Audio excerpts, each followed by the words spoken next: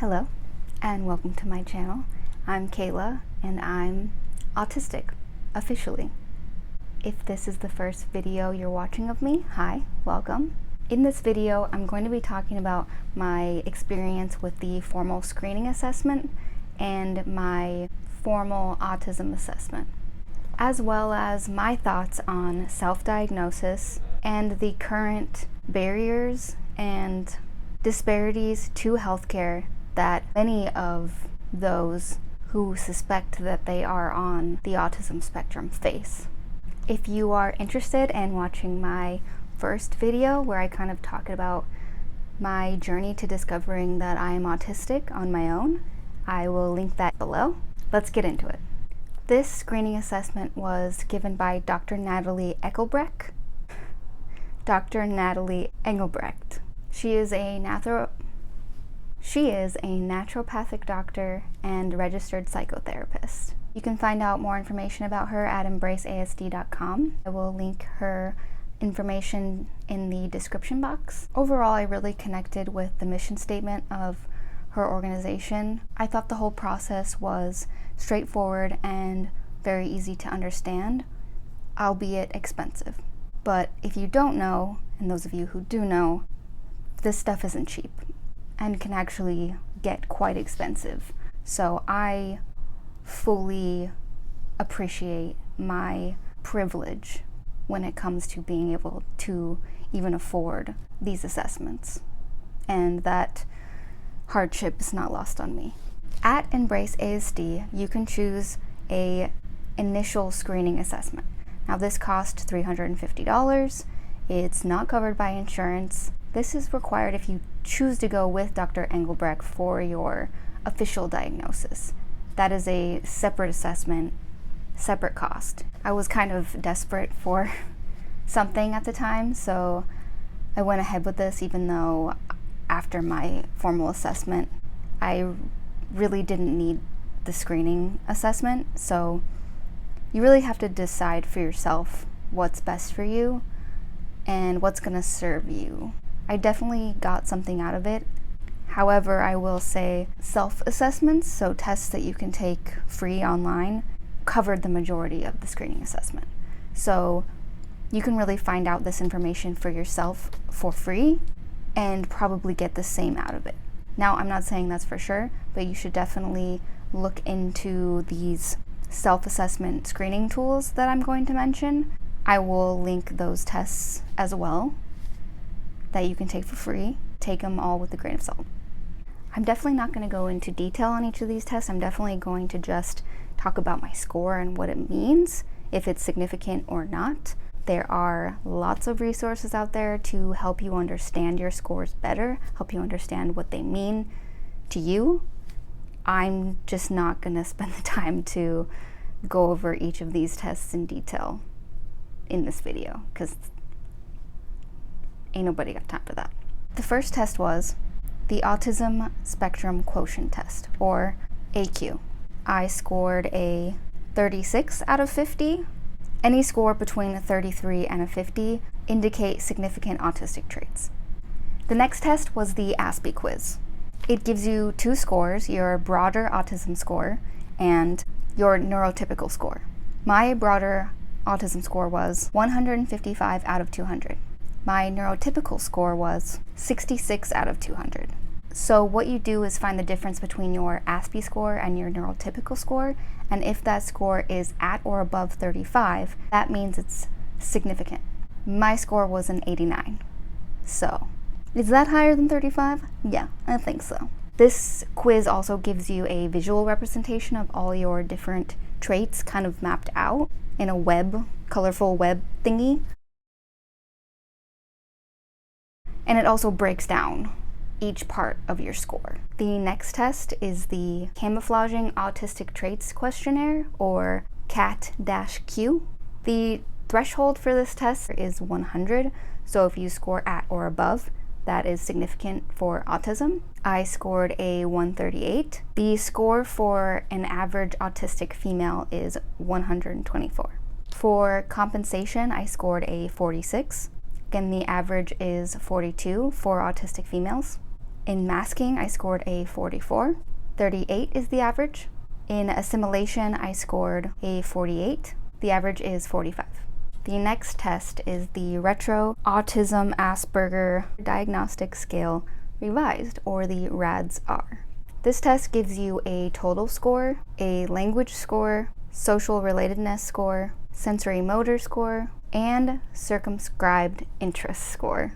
My total score was a 157. The threshold for suspected ASD is 65. In language, I scored an 11. The threshold for ASD is 4. Social relatedness, I scored a 75. 31 is that blanket ASD threshold. Sensory motor, I scored a 39. Threshold for ASD is 16. Circumscribed interests, 32. Threshold for ASD, 15. So, autistic AF. One of the last tests that I took was the Adult Repetitive Behavior Questionnaire. I scored a 41. The ASD threshold is 26. The average ASD score is 36, so I scored higher than that. She also provided a list of questions that she feels is important.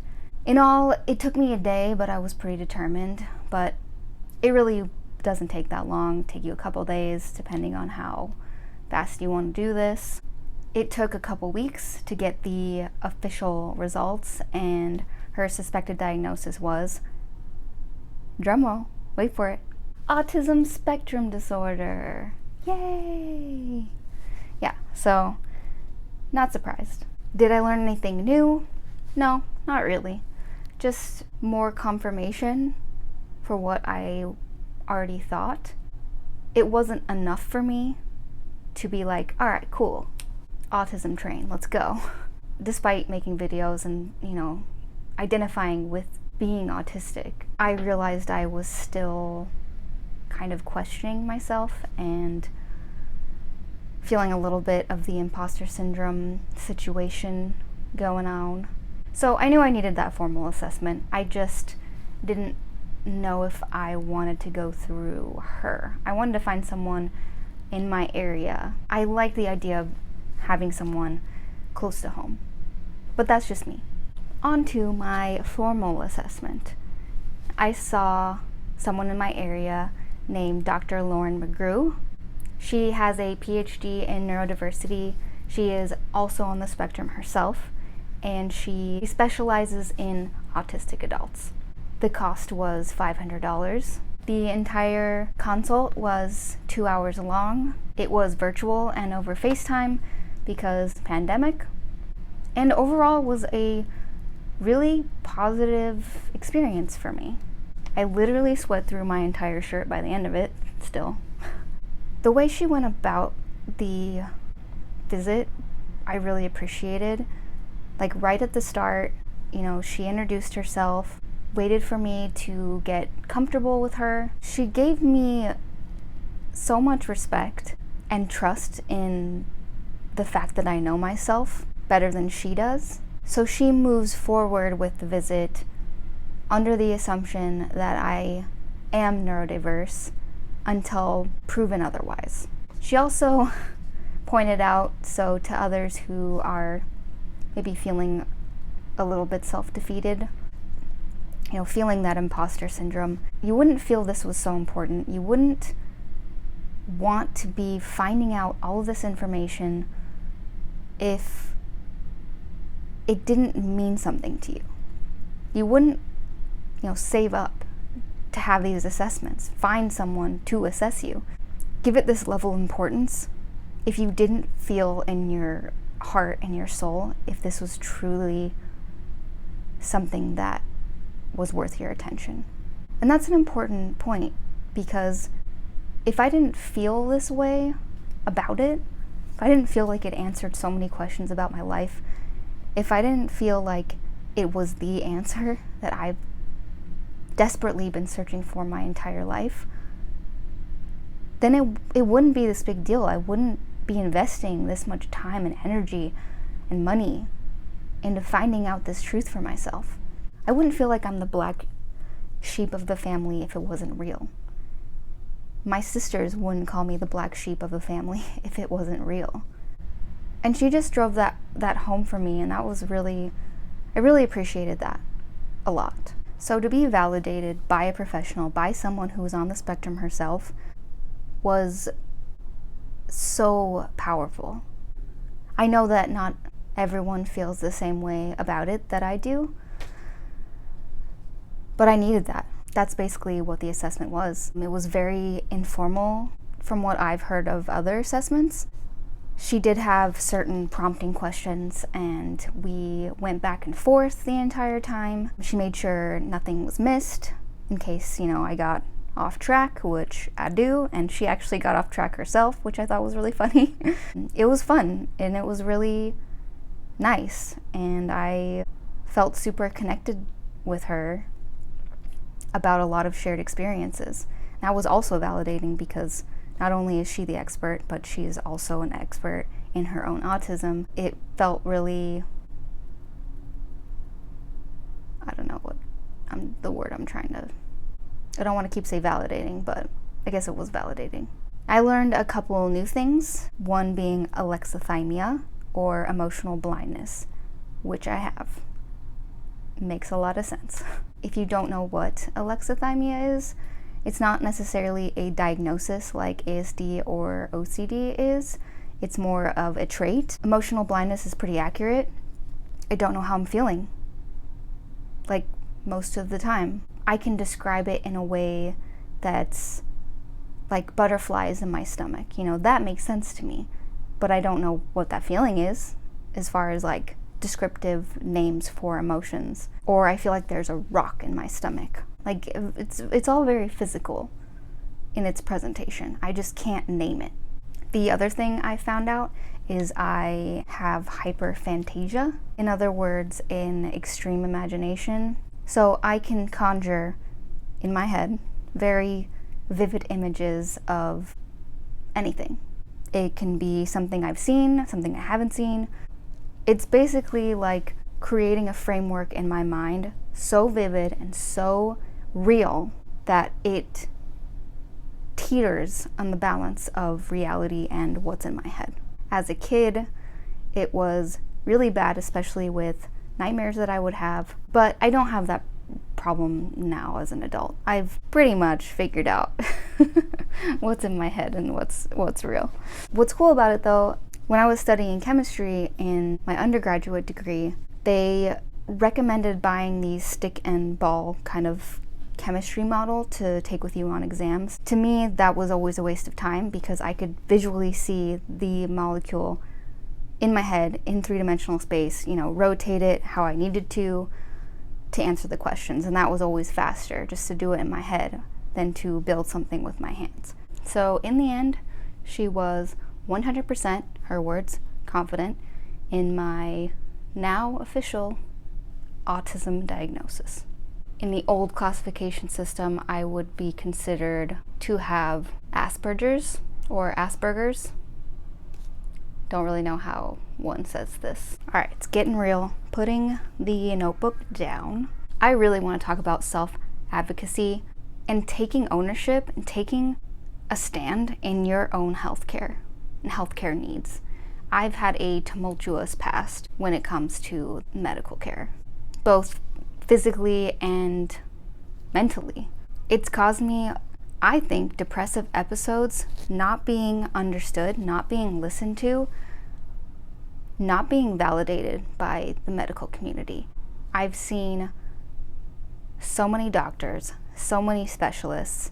I know I'm only one person, but after so many encounters with medical professionals who look at you like you're crazy and look at you like you're an idiot and not listen to you, it starts to wear you down.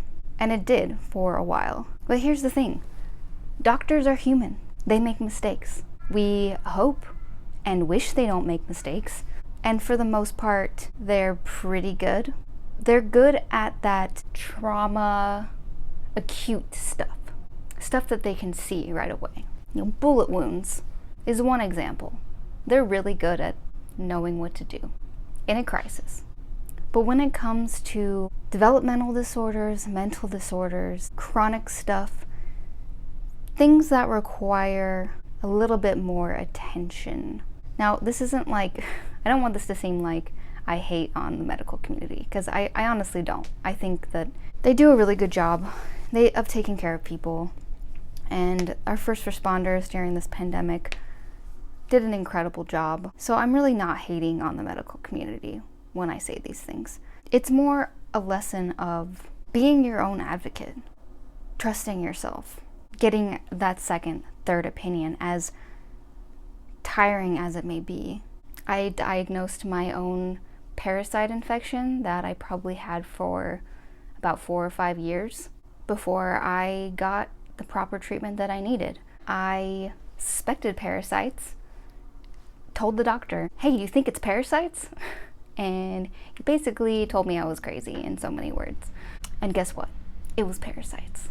I personally think when it comes to autism, specifically, self-diagnosis is worth our attention, and I think it's worth something. Some people can't afford to get these assessments. They're expensive. People also have trauma from seeing mental health professionals, trauma from people dismissing them for years and years. And I totally have sympathy for that.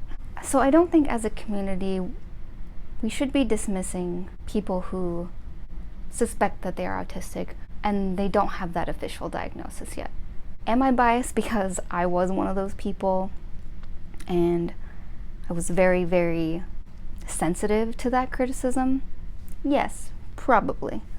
Being now on the other side of that, because now I'm an officially diagnosed autistic person, I still feel the same way.